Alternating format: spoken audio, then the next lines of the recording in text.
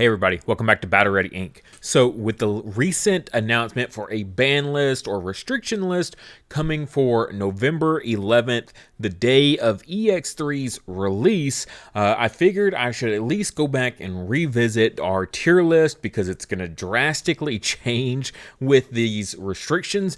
But then I got to thinking about it, well, these restrictions don't go into effect until the day of the EX3 release.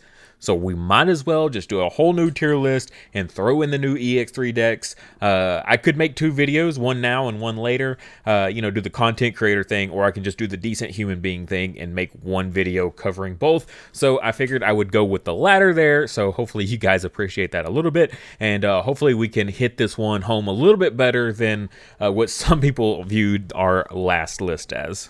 Also, check out our new addition here that we're going to have for the winter season here. We've got a ornament that you can hang on your tree here.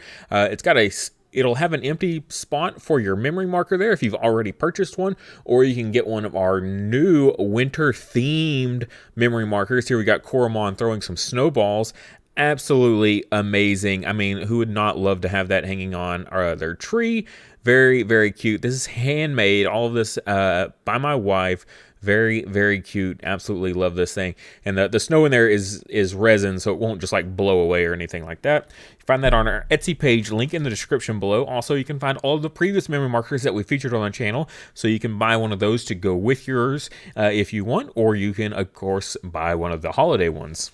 All right, so what I've got pulled up right now is our list that we left off with on the last one. Now, I did leave off a few that people so kindly, oh my goodness, from the bottom of my heart, thank you for those wonderful comments of some decks that we left off. One of which being the Dark Knight X Antibody, and honestly, I just don't really think this deck is too great. I wouldn't put it in Rogue, but it's not bad. It's got some neat support. It can do some pretty cool things.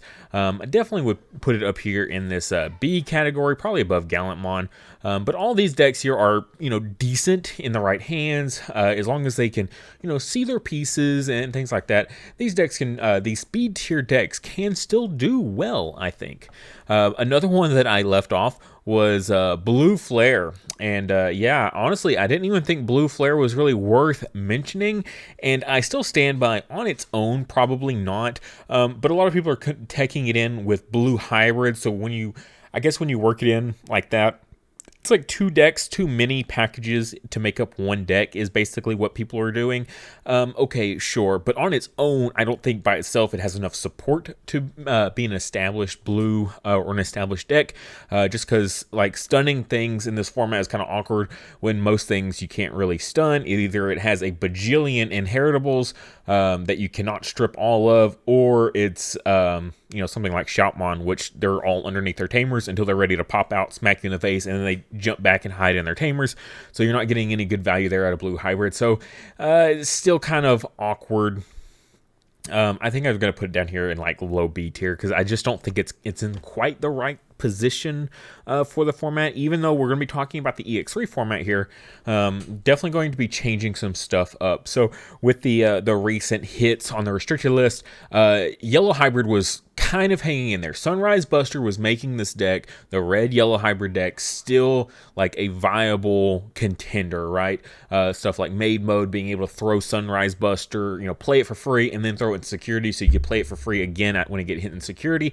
Absolutely busted. But with Sunrise Buster going to 1, that really hurts. So unfortunately, I'm really gonna have to drop this deck, and it's gonna fall hard. Like I was already on the copium a little bit, but now even on the copium, I can't really justify this deck hanging in there. Like bottom of Rogue tier, like pushing but going into B tier. Like literally, Yellow Hybrid, one of my favorite decks, and I can't even argue putting it like high Rogue. It's in that awkward position right now. I've got a few different ones coming. If you saw yesterday's video, I talked about a couple different builds you can go with, all of which kind of rocky. But still playable, still does a lot of recovery, still can use the Shakuamons and do a lot of recovery like that. It just doesn't balance as well as it could anymore. Some other hits, we got Shoutmon here, which did lose its cross 4 down to 1, and really that cross 4 is really powerful. Now, and I think the biggest hit though was again losing Sunrise Buster, because that's this deck's like kind of bread and butter removal. They'd rather run that than like Gaia Force, right? Because they could get that free Tamer play and that on-play Tamer effect, you know, allow them possibly, if it's the yellow or green one, to get a free body. Well, it can't be the green one because you can only play yellow and red. But yeah, so you'd either get a search or you get a free body, depending on which Tamer you played. So Sunrise Buster was extremely powerful for this deck. Losing that actually probably hurts it more than losing the Cross 4. Cross 4 still being powerful. But I don't think it's going to like drop the deck down too drastically far. I do think it'll probably wind up somewhere about right here. Honestly, I don't know why this Metal Garurumon is as low as it is, honestly. With its competition now gone, the fastest deck of the format, I think, will be Metal Garurumon. No doubt. Now, it's not saying that it's like the end-all be-all, can beat any deck or anything like that. I just think it's going to be like the fastest. It can win the fastest out of everything here, just because it's got pretty powerful consistency pieces. It didn't lose anything on the restriction list, so it's going to be in a great position. Probably number 1.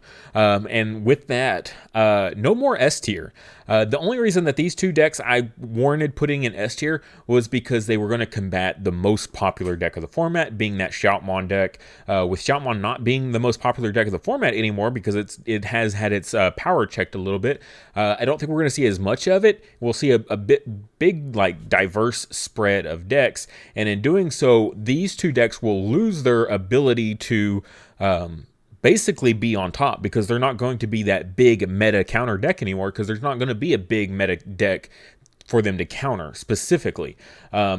Also, BL-Star did lose Calling, which it really likes. So unfortunately, I think I'm going to have to really hit BL-Star pretty hard here, and maybe drop it to the bottom of A tier or put it in the top of Road tier, just because it's in an awkward position of what it likes to deal with.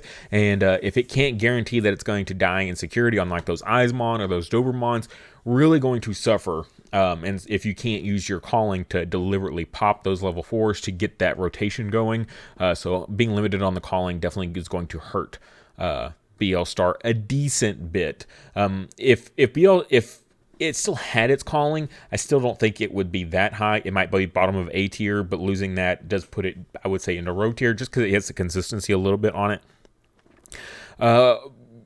Black War Greymon's still solid. I mean, it's still popping Tamers. It's still doing great stuff here.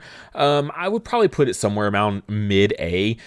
You know, it can go really control heavy. It also has the ability to get really aggro and go really fast. You know, if you've got depending on the package you're running, how much security attack you've got going. If you're running ties and you're going with the Galmon to give that, you know, so you're swinging for 3 checks, you can work in a delicate plan to cancel all those security options out.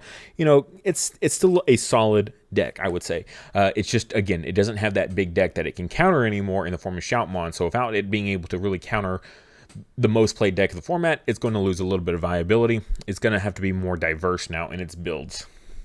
So my favorite part about this is like, yeah, that Shoutmon hit, like, the timing of it wasn't exactly the best. I still stand by that. It probably still needed to happen, but it could have waited, you know, a few more weeks. It didn't have to happen at the release of EX3. It could have been, like, halfway between EX3 and BT11. They could have waited till then to hit it. Give people time to play the deck at full power before nuking it. But either way, so I feel pretty comfortable with this. We've got our yellow-purple security control. This is like big recovery kind of deck here. I think this is still in a great position. It power checks a lot of these decks in a really nice way. Honestly, all these decks it can absolutely overcome without lots of decks that can turn off security options. This deck will absolutely do well. Anytime it goes against those kind of decks, it could suffer. Like, even the Black War Greymon deck, I mean, if they play a delicate plan, typically the most security checks they're doing is 3. So it's not like they're doing this big OTK. Now, Jesmon here definitely deserves to be higher. I think it's just a little bit better than Grandis because it has a crazy amount of search power and draw power that Grandis doesn't have. But it's still similar to this kind of sort of OTK strategy where it punches for a bajillion and just like completely clears you out. So I would definitely say this is right up here, and these will be our top 4 decks. But I mean, still, these are all A tier decks. Okay, at the end of the day, these are still all absolutely A tier decks, 100%. Bloom Lord also getting its new support out of EX3 has a good secondary mega to go with the deck. I would say also would probably bump it up a little bit here. Maybe something like this. This feels a bit more right. Armors and Imperial, they're still solid. They're still fast decks. We saw literally Armors just win. Honestly, I think Minerva needs to be at the bottom here. We just saw Armors win, what was it? One of the regionals, I think? Or no, it was the Grand Prix. It won the Grand Prix, right? Like, it's a fast deck. It's solid. It's good, okay? It's hasn't been hit, hasn't been touched. It still has all of its power pieces, can do whatever it wants. Has some new stuff to pick from EX3, because there is a little bit of support there that it could potentially run if it wanted to. But still fast, okay? Like I said, these decks are just kind of like watered-down versions of the Greymon X. Greymon X, I think, is just a little bit more consistent. That's the only thing that it has over these other decks, these other blue decks, is that it's just more consistent. So that feels pretty good there. All these other ones still feel pretty solid. Alphamon definitely going to be in a bit of a rocky spot here, losing that Duro Greymon. Going to hurt it significantly, just because it mainly just losing that protection ability that when digivolving, you know, get that protection that the Duro Grey provides. It's less so the security tank +1, and also the ability just to slide a source underneath. That was also pretty big, you know, being able to trigger all those abilities that trigger when you add a source underneath. So losing Duro Greymon's going to hurt. I don't think it's going to be any worse than any of these decks, though, so I'm not really worried about it. In the grand scheme of things, I think it's still going to sit right about where we put it at for losing that Duro Greymon. I think it's still going to sit right about there, just because it does, Alphamon, it still has all of its other things that it can choose from, right? Sure, it lost the best level 5 it could choose from, but it still has some pretty solid choices for level 5s that can just easily replace it in the deck. And then everything else here feels right where it needs to be. Even Chaos Dramon getting a little bit of support here in EX3. Not enough to make this deck, I don't think, like super formidable. So let's go ahead and go on to our new decks that we can add onto the list. One of which being the 4 Great Dragons, right? So where does this deck go? Is this our S tier deck of the format? Absolutely not. I'm not a big fan of this deck, honestly. It's very expensive. Once you get it going, it's kind of interesting. Being able to like repeatedly play, these megas out for free. But if you ever don't have these megas in hand, like, oh dang, that's not good. Because if you ever brick, like your whole like chain of events is just cut down and ends, and that is not good. That is not what you want to see. So yeah, four Great Dragons here, probably sitting somewhere down in the bottom of C tier here. Also, the Dex deck, losing Duro Greymon is awful for this. Like, this is basically not even playable anymore. Without Duro Greymon, you can't use your Dex Duro Greymon anymore to like combat that. So you lose an incredible amount of value in these in the pure Dex deck. So yeah, that deck absolutely terrible. Really very much sitting with Ordinemon Pure. This isn't Mastaymon here. This is like more of a pure Ordine like focus, like Ordine Turbo deck. It's like they're sitting at the bottom together here. Next up, we've got the other dragon decks. I know that the whole thing is filled with dragon decks, but we have this one here, which I think is really interesting, and I've seen it do pretty decently. And honestly, I think I want to put it somewhere in Rogue tier. It is a bit of expensive, and it can be kind of like reliant, right, on tamers. So similar to like these.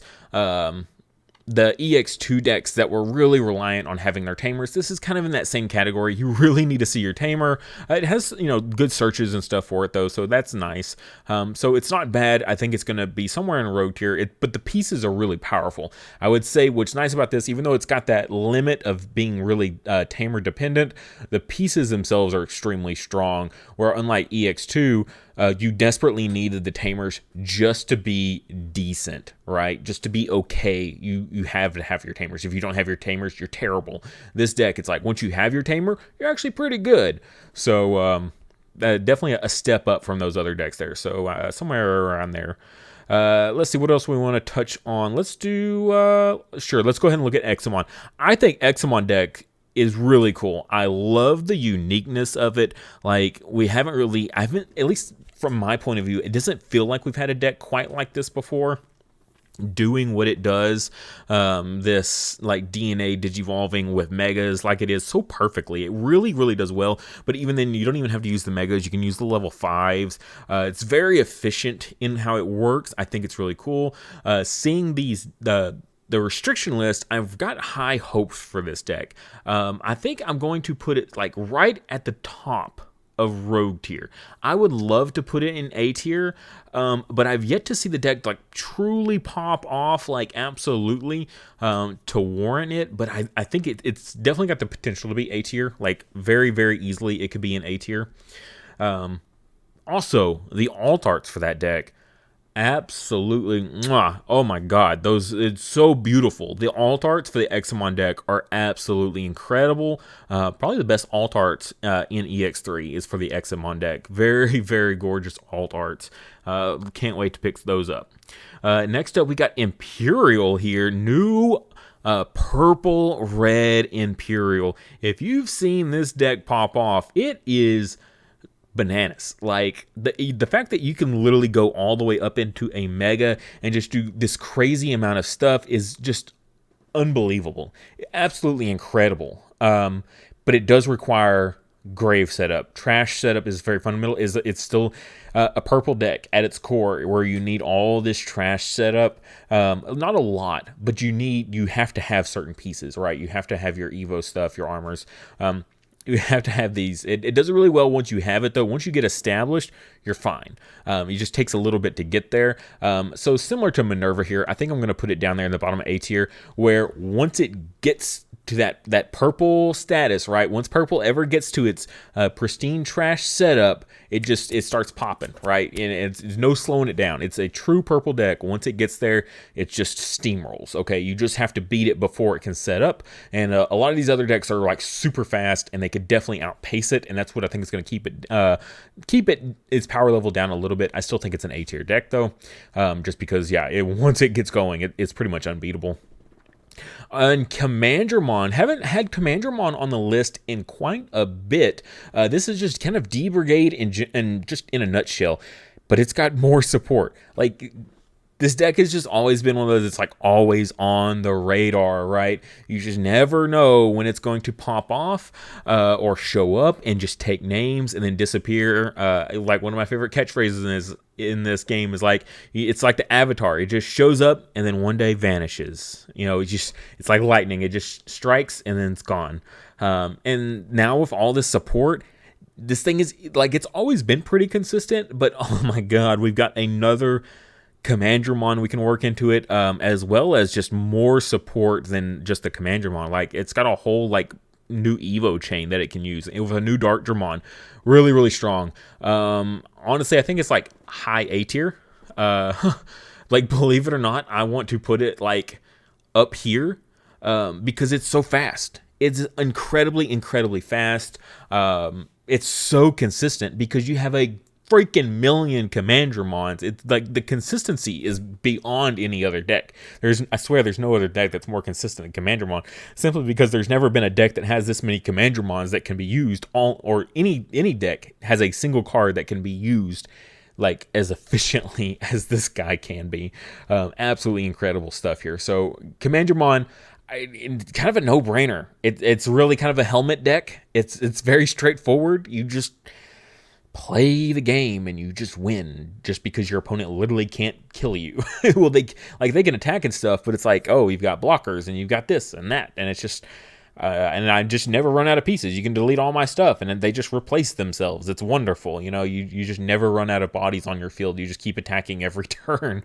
So really strong. Like, it's not unbeatable though. Like, you throw a Magnamon X down against this deck and it's going to struggle significantly. It's going to struggle. But the fact that Magnamon X is being used so little definitely brings room for Commandramon to just kind of take over when it wants to and then just disappear again. It's one of those very much an underdog deck that you never really think about, and then it shows up and you're like, oh no, I do not want to play against that. So yeah, Commandramon finally making it towards the top. Like we're almost at number one spot with Commandramon. Like, Dang, finally, the dedicated Command players are probably, over the moon at this point. And so that's going to be our EX3 list for you guys. If I missed anything, please do put it in the comment section below, angrily, happily, or just let me know, just whichever one you prefer. If you want to dislike the video because I forgot to put something in there, go for it. Either way, it helps the algorithm for YouTube for whatever reason. But yeah, I hope you guys do enjoy this. I hope you enjoyed my take on things and talking about stuff. If there's any deck that you want more detail of, that maybe I didn't talk about, why I haven't that, definitely ask in the comments, and I'll try to reply to you guys as soon as possible.